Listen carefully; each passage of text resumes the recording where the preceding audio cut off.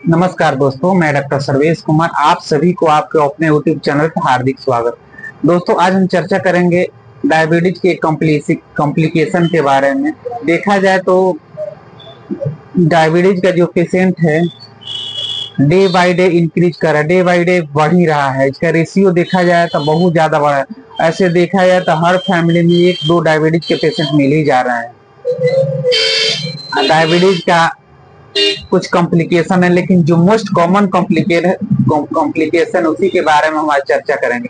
तो दोस्तों, सबसे मोस्ट कॉमन जो होता है डायबिटिक न्यूरोपैथी, यानी डायबिटिक के जो पेशेंट है उसको नर्व की एक बीमारी हो जाती है। इसमें क्या होता है कि उसको जो पैर होता है या हाथ या स्किन में झिंझिनाहट लगता है कि कुछ चीज रेंग रही है, जलन होता है, बर्निंग रहता है, इस तरह की समस्या होते रहती है। स्किन हो गया, अदर ऑर्गन पे मैंने नर्व से रिलेटेड होते रहता है, उसी को हम लोग डायबिटिक न्यूरोपैथी बोलते हैं। तो दोस्तों, अब इसी के बारे में चर्चा करेंगे। इसका क्या कारण हो सकता है। मेन कारण तो डायबिटीज है, लेकिन अदर कारण भी तो, और इसका क्या क्या सिम्टम्स आ सकता है, और इसका होम्योपैथी में कैसे आप इलाज करवा सकते हैं, और इसको कैसे आप मेंटेन करके मैनेज करके रख सकते हैं कि आपका जो डायबिटिक है न्यूरोपैथी का जो कॉम्प्लिकेशन है बढ़े। और सबसे पहले डायबिटीज पे हम ऑलरेडी वीडियो बना चुके और पब्लिश भी कर, उसको आप लोग जाके देख सकते हैं, क्योंकि उसको देखिएगा तो आप डायबिटीज अपना कंट्रोल करके रखिए। अगर कंट्रोल रहेगा तो कॉम्प्लिकेशन नहीं होगा। तो दोस्तों, देर ना करते हुए शुरू करते हैं। तो शुरू करने से पहले एक रिक्वेस्ट है कि अगर आप इस चैनल पे नए हैं तो चैनल को सब्सक्राइब कर दीजिए, और अगर आप नए हैं तो सब्सक्राइब के साथ साथ बेल आइकन के बटन को प्रेस कर दीजिए, ताकि जो भी हम वीडियो पब्लिश करें आपको नोटिफिकेशन मिल जाए और आप उसका बेनिफिट उठा सके। तो दोस्तों, सबसे पहले हम जानेंगे डायबिटिक न्यूरोपैथी। दोस्तों, डायबिटिक न्यूरोपैथी जो होता है, अगर पेशेंट लॉन्ग स्टैंडिंग यानी बहुत पुराना डायबिटिक का पेशेंट है, किसी भी तरह का टाइप 1 हो या टाइप 2 हो उसको, या अगर आपका पुअरली कंट्रोल्ड है यानी अनकंट्रोल्ड डायबिटीज, यानी आपका जो शुगर है, डायबिटीज पेशेंट है, अगर आपका जो शुगर लेवल है कंट्रोल नहीं रहता है, उस कंडीशन में भी ये देखने को मिलता है। कभी कभी देखिए HbA1c अगर आपका हमेशा बढ़ा हुआ रहेगा, उस कंडीशन में भी होता है। और इसका जो जो न्यूरोलॉजिकल जो नर्व एक्शन होगा, सोमेटिक हो सकता है, सोमेटिक पे भी हो तो ऑटोनोमिक पे भी हो सकता है। और इसका जो एक्शन है, जो इफेक्ट है, कहीं भी हो सकता है। और इसका देखा जाए तो एज ए पूरे नर्व पे भी इफेक्ट पड़ सकता है और जनरल नर्व पे भी हो सकता है। लेकिन अगर जनरल में पड़े, अगर पार्टिकुलर किसी भी नर्व का अगर इफेक्ट पड़ रहा है तो उस पार्टिकुलर एरिया को सिम्टम्स आने लगता है। तो सबसे पहले देखिए, जनरल जो होता है, जनरल अगर नर्व पे इफेक्ट पड़ रहा है तो इसमें क्या होगा कि जो ब्लड सप्लाई होना चाहिए उस प्रॉपर नहीं मिल पाता है। साथ ही जो उसको ग्लूकोज जो होता है, ग्लूकोज अगर जो ब्लड शुगर अगर बहुत ज्यादा बढ़ जाता है तो नर्व का रिसेप्टर है उस पे ग्लूकोज का लेवल चढ़ने लगता है, लेयरिंग होने लगता है, जिसकी वजह से प्रॉपर नर्व बिल्डिंग, नर्व जो होता है काम नहीं करता है। तो जनरलाइज अगर पूरे नर्व पे काम नहीं कर रहा है तो उसमें क्या होगा कि ऐसा लगेगा कि हाथ में पैर में कुछ चीटी रेंग रही है, बर्निंग हो रहा है। अगर रूट कॉज पे, अगर रूट पे, नर्व का जो रूट है उस पे अगर इफेक्ट पड़ रहा है तो उस कंडीशन में बहुत ज्यादा बर्निंग होता है, हाथ में झिंझिनाहट और नंबनेस आने लगता है, और पूरे नर्व पे होने लगता है, उसमें लग रहा है कुछ चीटी रेंग रहा है, वैसा सिम्टम्स आने लगता है। कभी कभी ऐसा होता है कि उसमें लगता है कि कुछ कीड़ा रेंग रहा है और अजीब बेचैनी सी हो जाती है। और अगर न्यूरोलॉजिकल ज्यादा हो जाता है तो उसमें क्या होगा कि उसको अगर डायबिटिक फूड अल्सर का भी शिकायत आ जाता है। इसके साथ ही अगर आपको किसी पार्टिकुलर नर्व पे इफेक्ट पड़ रहा है, जैसे कि स्पाइन में कहीं भी हो गया, ब्रेन में कहीं भी, यानी क्रेनियल नर्व में भी है, जैसे आपको जो नर्व आपके आंख को सप्लाई कर रहा है, अगर उस नर्व को इफेक्ट पड़ा तो आपको ब्लूड विजन यानी आंख में धुंधलापन दिखेगा, लगेगा डबल विजन दिख रहा है। अगर जो नर्व आपके एब्डोमेन के सप्लाई कर रहा है अगर उस पे इफेक्ट पड़ा है तो देखिएगा कि डायबिटिक के जो पेशेंट होता है उसको कॉन्स्टिपेशन बना रहता है। क्योंकि देखिए, कॉन्स्टिपेशन का वजह होता है जो उसका नर्व होता है प्रॉपर काम नहीं कर, स्लो हो जाता है जो उसका एक्शन है। तो जो आंख का मोमेंट जो होना चाहिए, पेरिस्टाल्टिक मोमेंट जिसको बोलते हैं, स्लो हो जाता है, जिसकी वजह से कॉन्स्टिपेशन होता है, डाइजेशन सही से नहीं हो पाता। और सेकेंड होता है कि डायबिटिक के जो पेशेंट होता है न्यूरोलॉजी, डायबिटिक न्यूरोपैथी की वजह से उसमें क्या होता है कि जो लिबिडो का शिकायत हो जाता है, यानी जो सेक्सुअल एक्टिविटी है, जो इम्पोर्टेंसी की शिकायत आने लगते हैं, तो उसको इरेक्टाइल डिस्फंक्शन आ जाता है। इसका हम ऑलरेडी वीडियो बना चुके हैं इरेक्टाइल डिस्फंक्शन पे, आप लोग जाके देख सकते हैं। उसके वजह से भी उसके सेक्सुअल लाइफ में, मैरिड लाइफ में फर्क पड़ सकता है डायबिटीज पेशेंट को। साथ ही उसको यूरिन में भी दिक्कत आती है। यूरिन उसका तो मेन है, क्योंकि यूरिन कंट्रोल नहीं रहता, जो उसका नर्व है, नर्व सही से काम नहीं करता, तो यूरिन जो कंट्रोल करने की कैपेसिटी है नहीं पाता, वो अपने आप निकल जाता है, एक शिकायत आ जाता है। साथ ही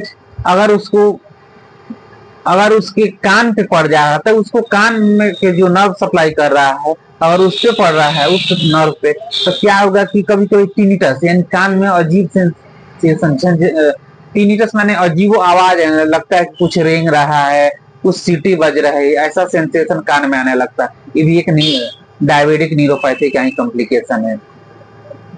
सेकेंड देखा जाता है उसको मान स्किन के कहीं भी नर्व है, वहां पे अगर प्रॉपर नहीं मिल रहा है नर्व सप्लाई, तो उसको जैसे हाथ में जो सोल होता है, पाम होता है, हाथ का जो पैर का जो सोल होता है, उसमें उसको बर्निंग फीलिंग होता है, क्योंकि यहाँ नर्व एंडिंग, फिंगर में बर्निंग फीलिंग होता है, क्योंकि वहां पे जो रूट होता है, रूट सही से वर्क नहीं करता है, वो रूट पे इफेक्ट पड़ जाता है, जिसकी वजह से बर्निंग बहुत ज्यादा होने लगता है।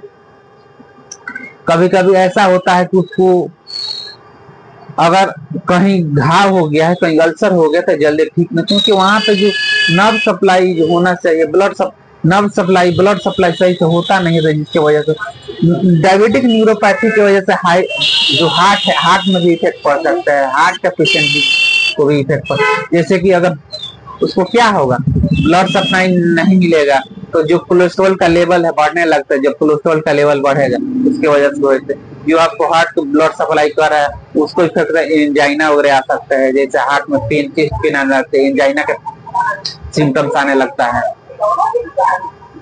साथ ही डायबिटिक न्यूरोपैथी की वजह से इसमें सबसे ज्यादा देखा जाता है कि मोस्ट कॉमन जो पाया जाता है, उसमें झिंझिनाहट, बर्निंग, चींटी रेंगने की शिकायत रहती है। तो दोस्तों, इसके लिए सबसे पहले आपका जो शुगर है, कोशिश करना है कि शुगर लेवल कंट्रोल रहे, शुगर लेवल आपका कंट्रोल रहे, HbA1c अगर आपका सही है, उस कंडीशन में आपको डायबिटिक न्यूरोपैथी, अगर आपका शुगर लेवल कंट्रोल नहीं है, उस कंडीशन में हो सकता है। और आपका जो शुगर है बहुत पुराना हो गया, बहुत दिन से आप सफर कर रहे हैं, उस कंडीशन में भी हो सकता है। लेकिन कितना ही पुराना, लेकिन अगर आप शुगर लेवल को मेंटेन करके आप अपना डाइट मेंटेन रखना है, जो आपका लाइफ स्टाइल है, लाइफ स्टाइल मेंटेन करके रखेगा, तो शुगर सही रहेगा।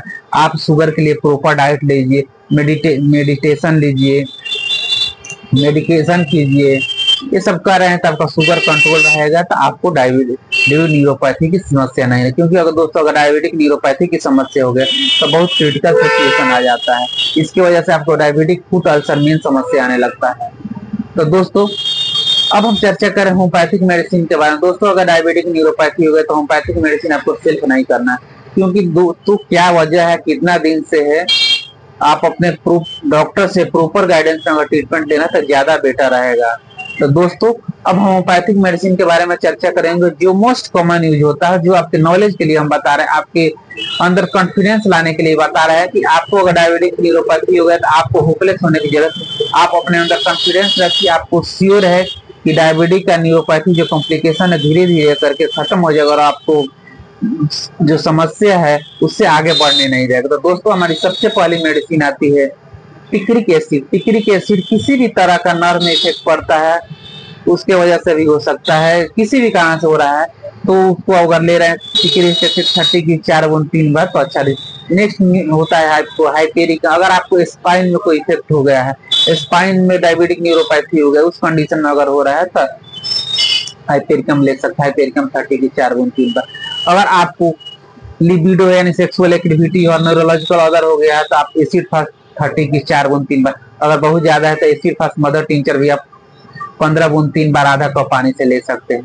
दोस्तों, हमारी नेक्स्ट मेडिसिन आती है फास्फोरस। फास्फोरस कब देंगे, अगर डिजेनरेटिव चेंजेज हो रहा है, उस कंडीशन में फास्फोरस 30 ले सकते हैं। इसके अलावा कैलिफॉसिक्स, किसी भी तरह का न्यूरोलॉजिकल वीकनेस है, नर्व सही से काम नहीं कि उसमें कैलिफॉसिक्स से आप ले रहे हैं, तो अच्छा रिजल्ट मिलेगा। तो दोस्तों, ये रही हमारी चर्चा। लेकिन इसके अलावा दोस्तों अगर आपको डायबिटीज न्यूरोपैथी है तो एक कॉम्बिनेशन के बारे में बता रहे जो बहुत अच्छा वर्क करता है। तो दोस्तों एक मेडिसिन आती है कैलिफोसिक 6, एक साथ ले सकते हैं 4 गोली 3 बार। नेक्स्ट मेडिसिन आती है एसिड फॉस मदर टीचर, 15 बूंद 3 बार आधा कप पानी से ले। थर्ड मेडिसिन एसिड पिक 30 को अगर आप 4 बूंद 3 बार ले रहे हैं तो इससे आपको बहुत अच्छा रिजल्ट मिलेगा। तो दोस्तों ये रही हमारी चर्चा डायबिटिक न्यूरोपैथी और होम्योपैथिक आपको कैसे हेल्प कर सकता है। फिर मिलते हैं नेक्स्ट वीडियो में। स्वस्थ रहिए, खुश रहिए, सदा मुस्कुराते रहिए।